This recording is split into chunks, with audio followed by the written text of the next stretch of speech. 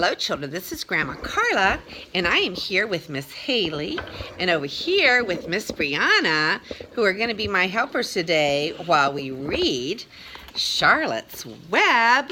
And remember, Charlotte's Web is by E.B. White, and he is the same one that wrote Stuart Little that we enjoyed so much. And now we're reading The Cool of the Evening, Chapter 18.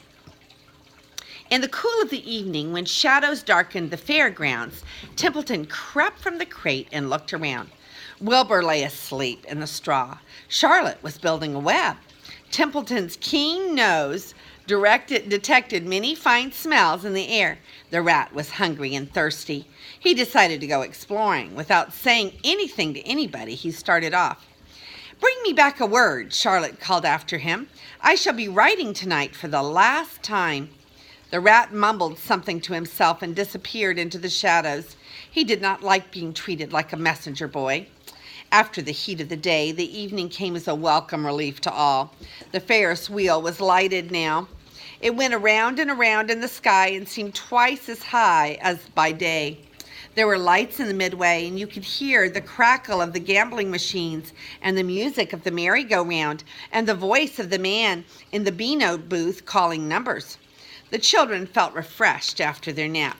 Fern met her friend Henry Fussy, and he invited her to ride with him in the Ferris wheel. He even bought a ticket for her, so it did not cost her anything. When Mrs. Arable happened to look up into the starry sky and saw her little daughter sitting with Henry Fussy and going higher and higher into the air and saw how happy Fern looked, she just shook her head. My, she said. Henry Fussy, think of that. Templeton kept out of sight. In the tall grass behind the cattle barn, he found a folded newspaper. Inside it were leftovers from somebody's lunch, a deviled ham sandwich, a piece of Swiss cake, a part of a hard-boiled egg, and a core of a wormy apple. The rat crawled in and ate everything. Then he tore a word out of the paper, rolled it up, and started back to Wilbur's pen.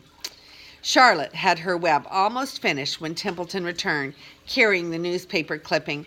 She had left a space in the middle of the web. At this hour, no people were around the pig pen, so the rat and the spider and the pig were by themselves. "I hope you brought a good one," Charlotte said. "It is the last word I shall ever write." "Here," said Templeton, unrolling the paper. "What does it say?" said Charlotte. "You'll have to read it for me." "It says humble," replied the rat. "Humble?" said Charlotte. "Humble has two meanings. It means not proud, and it means near the ground. That's Wilbur all over. He's not proud, and he's near the ground." "Well, I hope you're satisfied," said the rat. "I'm not going to spend all of my time fetching and carrying. I came to this fair to enjoy myself, not to deliver papers." "You've been very helpful," Charlotte said. "Run along if you want to see more of the fair." The rat grinned. "I'm going to make a night of it," he said. "The old sheep was right. The fair is a rat's paradise. What eating, what drinking, and everywhere good hiding and good hunting. Bye, my humble Wilbur. Fare thee well, Charlotte, you old schemer. This will be a night to remember in a rat's life." He vanished into the shadows. Charlotte went to work on her web. It was a dark night. It was quite dark now. In the distance, fireworks began going off, rockets scattering fiery balls in the sky. By the time the Arables and the Zuckermans and Lurvy returned from the grandstand, Charlotte had finished her web. The word humble was woven neatly in the center. Nobody noticed it in the darkness. Everyone was tired and happy. Fern and Avery climbed into the truck and lay down. They pulled the Indian blanket over them. Lurvy gave Wilbur a forkful of fresh straw. Mr. Arable patted him. "Time for us to go home," he said to the pig. "See you tomorrow." The grown-ups climbed slowly into the truck, and Wilbur heard the engine start. And then they heard the truck moving away in low speed. He would have felt lonely and homesick had Charlotte not been with him. He never felt lonely when she was near. In the distance, he could still hear the music of the merry-go-round. As he was dropping off to sleep, he spoke to Charlotte. "Sing me that song again about the dung in the dark," he begged. "Not tonight," she said in a low voice. "I'm too tired." Her voice didn't seem to come from her web. "Where are you?" asked Wilbur. I can't see you. Are you in your web? I'm back here, she answered, up in this back corner. Why aren't you on your web? Asked Wilbur. You almost never leave your web. I've left it tonight, she said. Wilbur closed his eyes. Charlotte, he said after a while, do you really think Zuckerman will let me live and not kill me when the cold weather comes? Do you really think so? Of course, said Charlotte. You're a famous pig, and you're a good pig. Tomorrow you will probably win a prize. The whole world will hear about you. Zuckerman will be proud and happy to own such a pig. You have nothing to fear, Wilbur. Nothing to worry about. Maybe you'll live forever. Who knows? And now, go to sleep. For a while there was no sound, and then Wilbur's voice. What are you doing up there, Charlotte? Oh, making something, she said. Making something, as usual.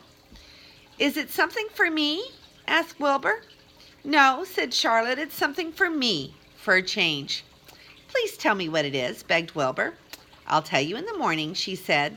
When the first light comes into the sky and the sparrows stir and the cows rattle their chains, when the rooster crows and the stars fade, when early cars whisper along the highway, you'll look up here and I'll show you something. I'll show you my masterpiece. Before she finished the sentence, Wilbur was asleep. She could tell by the sound of his breathing that he was sleeping peacefully, deep in the straw. Miles away at the Arable's house, the men sat around the kitchen table, eating a dish of canned peaches and talking over the events of the day. Upstairs, Avery was already in bed and asleep. Mrs. Arable was tucking Fern into bed. Did you have a good time at the fair? She asked as she kissed her daughter. Fern nodded. I had the best time I have had anywhere or at any time in my whole life. Well, said Mrs. Arable, isn't that nice? That is the end of that chapter. So I'm going to let Miss Brianna hold our pictures. Okay, so let's get that picture up as close as you can to the... There you go. That's a picture of Templeton as he is rummaging in a sack to get some food and a word. All right? And then here's Templeton as he's talking about the fair being a place for a rat's paradise in the fair. Yes. That's right. And then that is the end. There's no more pictures in that chapter. So, girls, say goodbye. Bye. And this is Grandma Carla, and I love you.